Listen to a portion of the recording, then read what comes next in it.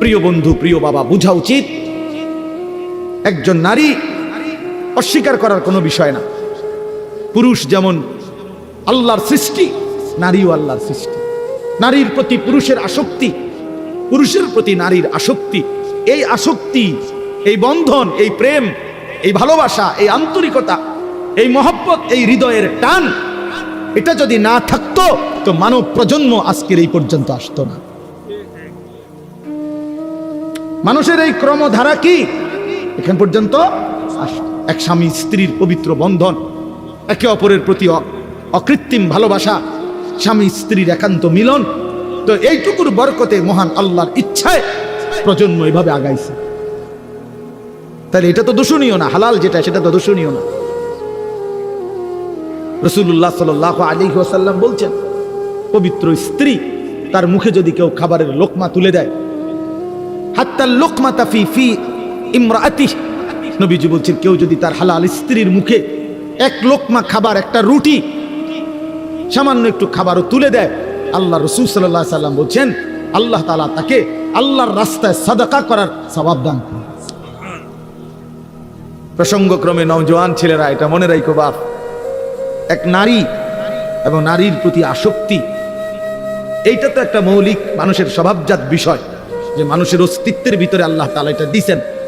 কিন্তু সেইটা কেউ যদি নেককার স্ত্রীর জন্য অপেক্ষা করে আর আল্লাহর কাছে দোয়া করে আর নেককার স্ত্রী, চরিত্রবান স্ত্রী মিলে, আল্লাহর কসম, তো পৃথিবীতেই তার ঘরে, তার জীবনে জান্নাতের সুখ বিরাজ করে।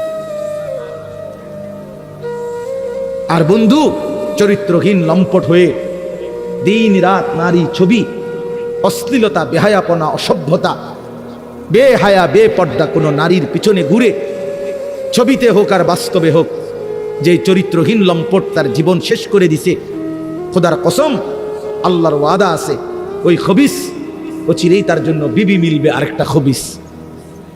আর সেদিন মনে থাকবে, মনে রাখবেন প্রিয় ছেলে, মনে রাখো সেদিন তোমার সংসার হবে জাহান্নামের টুকরো, জাহান্নামের টুকরো। এজন্য নারী দুধারী, নারী এমন তরবারি যে তরবারি দুই দিকে ধার। নারী যদি চরিত্রবান হয়, নেককার হয়, পবিত্র হয়, সতীসাধ্যী হয়, পর্দানসীন হয়, সে নারী জান্নাত, সে নারীর সংসার জান্নাতের সুখ। আর নারী যদি চরিত্রহীন হয়, বেহায়া হয়, বেপর্দা হয়, চরিত্রহীন অসভ্য হয়, খোদার কসম ওই নারী তোমার জীবনের জন্য জাহান্নামের আগুন টুকরো। এজন্য তুমি মনে রাখো বন্ধু, আজকের এই চরিত্রহীনতা আগামী দিনে তোমাকে এর সুদ দিতে হবে। এটা স্পষ্ট আছে কিতাবে, আমার কাছে আরবি কিতাব আছে। ইমাম শাফিঈ রাহমাতুল্লাহ আলাইহি বলছেন, আয-জিনা কারজুন, জিনা ব্যভিচার, বিবাহ বহির্ভূত নারীর সাথে, মেয়ের সাথে যে কোনো রকমের সম্পর্ককে জিনা বলে। জিনা ব্যভিচার শুধু লজ্জাস্থানের জিনা না, বিবাহ বহির্ভূত। হাসো, হাসলে ভালো, কারণ কিছুটা প্রতিবন্ধী যারা হয় তারা হাসে, যাদের মানসিক সমস্যা, ব্রেনে ডিস্টার্ব, সে গুনাহের কথা বললেও তার হাসি আসে, যে আমারই তো কইতেছে, তখন সে বুঝে যে আমি অসভ্যরই তো কইতেছি। বুঝেন না? এ যখন এটা বুঝাই যায় যে সে যে কিছুটা প্রতিবন্ধী, এটা তখন বোঝা যায়। বুঝছেন? তো এই জন্য বললাম যে এইটা আয-জিনা কারজুন। ইমাম শাফিঈ রাহমাতুল্লাহ আলাইহি বলছে, বিবাহ বহির্ভূত নারীর সাথে যে কোনো রকমের সম্পর্ক, যে কোনো রকমের কথা বলা, চোখে দেখা, ছুঁয়ে দেখা, তার সাথে চলা, তার সাথে দিনের পর দিন রাত সম্পর্ক রাখা, পার্কে, রেস্তোরাঁয়, বিনোদন কেন্দ্রে তাকে নিয়ে ঘুরতে যাওয়া ইত্যাদি, যেই কোনো রকমের, বলে না আমি ধরিও নাই, ছুঁইও নাই, শুধু কথা বলতাম, এটাও জিনা, এও ব্যভিচারী, এও খবিস। আর আল্লাহর ওয়াদা, ইমাম শাফিঈ বলছে এটা একটা করজ, জিনা একটি করজ, করজ ঋণ, তোমাকে সেই ঋণ শোধ দিতে হবে। ব্যভিচার একটি কর্জ, এটা ঋণ, এটা শোধ দিতে হবে। তিনি বলছেন তোমাকে এটার শোধ দিতে হবে, তোমার এই চরিত্রহীনতার শোধ, তোমার এই লম্পটের শোধ, সারা রাত নারী ছবি, উলঙ্গ দৃশ্য দেখার সুদ দিতে হবে। এটা মনে রাখ, একটা ছেলে হলো যদি কেউ বুঝে থাকো তো মনে রাখো, এর সুদ দিতে হবে তুমি। অচিরেই তোমার জীবনে একটা খবিস মিলবে, সেই খবিস তোমার জীবনটা তখন জাহান্নামের টুকরা বানায় ফেলবে।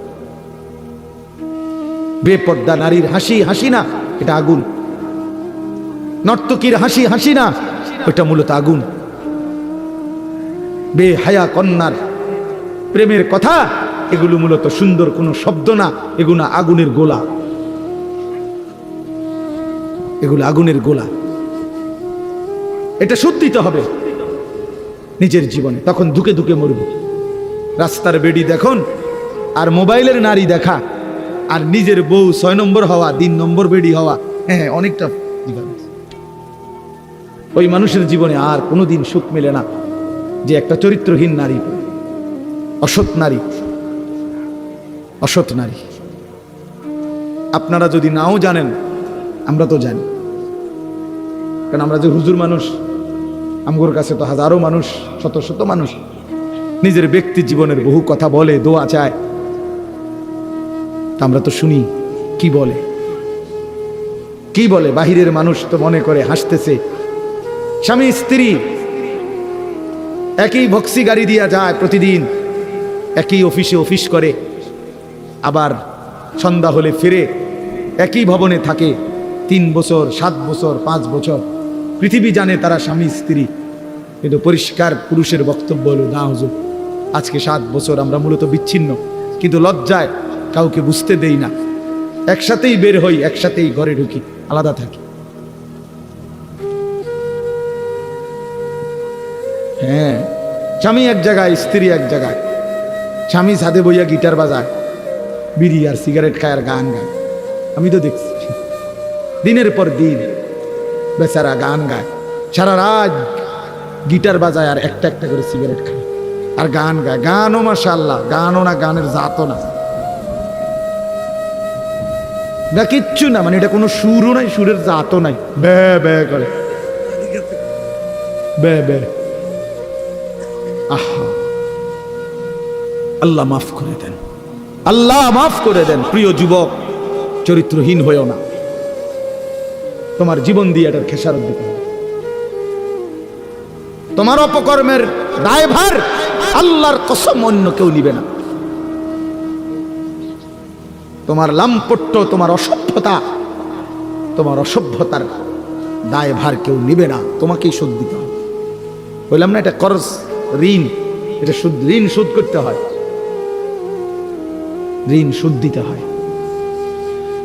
হ্যাঁ, আল্লাহ আমাদেরকে মাফ করে দেন। আমি মনে করাই দিলাম, যদি কোনো ছেলে বোঝো তো ছেড়ে দাও, এক পবিত্র নারীর জন্য অপেক্ষা করো, এক হালাল স্ত্রীর জন্য অপেক্ষা করো। এই পৃথিবীতে এখনো আছে পবিত্র নারী, চরিত্রবান নারী আছে, যে আল্লাহর কাছে চায়, আনা ইনদা যন্নি আবদি বি। হাদিসে কুদসিতে আছে, আল্লাহ বলছে, বান্দা আমার ব্যাপারে যেমনটা ধারণা করে আমি আমার বান্দার সাথে তেমন আচরণই করি, আমি তেমন আচরণ করি। অতএব আমার বান্দা যদি দিল থেকে ইখলাসের সাথে নিজেকে পবিত্র রেখে, গুনাহ থেকে মুক্ত রেখে যদি অপেক্ষা করে যে আল্লাহ আমি একজন সতীসাধ্যী নেককার চরিত্রবান নারী চাই, আল্লাহর কসম মিলেই যাবে, মিলেই যাবে, কোনো সন্দেহ নেই, কোনো সন্দেহ নেই। তুমি যদি বলো কই ভালো মানুষ তো দেখি না, না তোমার কাছে ভালো মানুষ প্রতিদিন তোমার কাছে আইয়া ঘুরতে হইব বা জানাইয়া যাইতে হবে যে ভাই চিনছি নিয়ে আমি যে ভালো মানুষ, আপনার লিস্ট লিখকে রাখেন। এটা কি কোনো নিয়ম হল কি? আপনার কাছে আইয়া সমস্ত ভালো মানুষ দেখা করে যাইতে হইব একবার আইয়া? এটা কে আইন করছে? এটা এটা কোন আইনের কথা? অনেক মানুষ দেখেন না, চা দোকানে বৈশা বিড়ি খাইতে খাইতে কইতে ভালো মানুষ আসেনি অনেকে না, করতে পার ভালো মানুষ তো একমাত্র আমনে চাচা, পৃথিবীর শেষ ভালো মানুষ তো আমনে। আমনে এই যে বিড়ি খাবি না, আমনে বিড়ির গন্ধে কাছে যান যারা, আমনেই পৃথিবীর আখেরি ভালো মানুষ। কোনো কারণে যদি আমনে মারা যান তো পৃথিবী শেষ না, এরপরে আর করতে খাইব, উনি তো টোয়াইয়ে পায় না, উনি চা দোয়ানে বইয়া বইয়া বিড়ি খায় আর ভালো মানুষ টোয়ায়। বেওকুফ কোথাকার, ভালো মানুষ কি আর বিড়ি খায়? ভালো মানুষ কি আর সাদওয়ানে বেড়ি চায়, টেলিভিশন দেখে? আল্লাহ আমাদেরকে আকল দান করে, বিবেক দান করে। ওই কথাটা বলতেছিলাম, নবী সাল্লাল্লাহু আলাইহি ওয়াসাল্লাম বলছেন, এই তাম দুনিয়া একজন মানুষ যা কিছু অর্জন করে দুনিয়াবি, তার মধ্যে সর্বশ্রেষ্ঠ অর্জন হলো আল মারআতুস সালিহা, একজন সতী সাধ্বী চরিত্রবান পবিত্র নেককার প্রেমময়ী ভালোবাসার এক নারী, এক স্ত্রী। এটা তার জীবনের সবচেয়ে বড় দুনিয়ার অর্জন। আর সেই পবিত্র নারী কেমন হয়, তার আখলাক কি, তার বৈশিষ্ট্য কি? তার বৈশিষ্ট্য কি? তার বৈশিষ্ট্য হলো সে প্রতিদিন 3-4 বার করে powder Dole, fair and lovely ডলে না। আল্লাহ নবী সাল্লাল্লাহু আলাইহি সাল্লাম বলছেন, এই পবিত্র নারী, সতী সাধ্বী নারী, চরিত্রবান নারীর একটা বৈশিষ্ট্য, অতুইনু আলা দীনে যাওজিহা, যে তার স্বামীকে দ্বীনের কাজে সাহায্য করে, সহযোগিতা করে, দ্বীনের কাজে স্বামীকে আগে বাড়ায় দেয়। আল্লাহর কসম, নবী বলছে, ওই নারী পবিত্র নারী, চরিত্রবান নারী, সতী সাধ্বী নারী, ওই নারী যে পুরুষের কপালে জুটছে, সেই পুরুষ দুনিয়ার শ্রেষ্ঠ সম্পদ অর্জন করছে, শ্রেষ্ঠ সম্পদ অর্জন করছে। রাসূলুল্লাহ সাল্লাল্লাহু আলাইহি সাল্লামের সাহাবীরা, নবীজির জামানায় সেই সাহাবীরা তাদের বিবিরাই তাদের স্বামীদেরকে আল্লাহর রাস্তায় জান দেওয়ার জন্য, যুদ্ধের জন্য সাজায় দিতেন। স্ত্রীরাই বিদায় দিতেন স্বামীকে, যাও স্বামী, আল্লাহর জন্য জান দিও, হাসরের ময়দানে দেখা করো, পরকালে দেখা হবে, আর কোনোদিন লাগবে, ঠিক আছে চলো, আল্লাহ হাফেজ, ফি আমানিল্লাহ। হ্যাঁ, আমরা কিতাবে পড়ছি এক মুসলিম নারী, তিনি তার 4 সন্তানকে নিজে যুদ্ধের জন্য সাজায় দিয়েছেন, এবং 4 সন্তানই যুদ্ধে আল্লাহর রাস্তায় শাহাদাত বরণ করছে। আমরা কিতাবে পড়ছি নবীজির একজন মহিলা সাহাবী, ওনার 16 বছরের ছেলে কাফেররা বন্দী করে ওনার 16 বছরের ছেলেকে একটা একটা অঙ্গ, হাবিব ইবনে যায়েদ, ওনার শরীরের একটা একটা অঙ্গ কাইটা কাইটা আলাদা আলাদা করছে। এরপরে বুটি বুটি করে, পিস পিস করে, গোশতের টুকরার মতো কইরা এরপরে আগুনে পুরাইয়া ছাই করে ফেলছে। মদিনায় যেদিন এই খবর আসছে ওনার আম্মার কাছে, তিনিও একজন মহিলা, নবীজির সাহাবী উম্মে আম্মারা, এই মা উম্মে আম্মারা ওনার নাম, এই মহিলা যার ছেলে নবীজির সাহাবী, ছেলেটাও সাহাবী, হাবিব ইবনে যায়েদ, তিনি শাহাদাত বরণ করছে, টুকরা টুকরা করছে। তো উম্মে আম্মারার কাছে যখন এই খবর আসছে যে মা তোমার সন্তান আল্লাহর জন্য জীবন দিছে, কালেমার জন্য জীবন দিছে, নবী সাল্লাল্লাহু আলাইহি সাল্লামের ভালোবাসায় জীবন দিয়েছে, কাইটা টুকরা টুকরা করে বুটি বুটি করে ফেলছে, কিন্তু তোমার সন্তান আল্লাহকে ছাড়ে নাই, রাসূলকে ছাড়ে নাই, কালেমাকে ছাড়ে নাই, খোদার কসম। তখন আমরা কিতাবে স্পষ্ট করছি, উর্দু কিতাবে, ওই মা চিৎকার করে বলছে, মদিনাবাসী, লিহাযাল ইয়াউমা আরদাতুহু, এমন একটি দিনের জন্যই আমি আমার সন্তানকে বুকের দুধ খাওয়াইছি। সন্তান আমার দুধের হক আদায় করছে, সন্তান আমার 2 বছরের দুধের হক আদায় করছে। আমার স্বপ্ন ছিল, আমার আশা ছিল, আমার পবিত্র সন্তান আল্লাহর জন্য জান দিবে, আর আমার সন্তান আল্লাহর জন্য জান দিছে। নিকাল যায় দম তেরে কদমোं के नीचे, यही दिल की हसरत, यही दिल की आरजू है।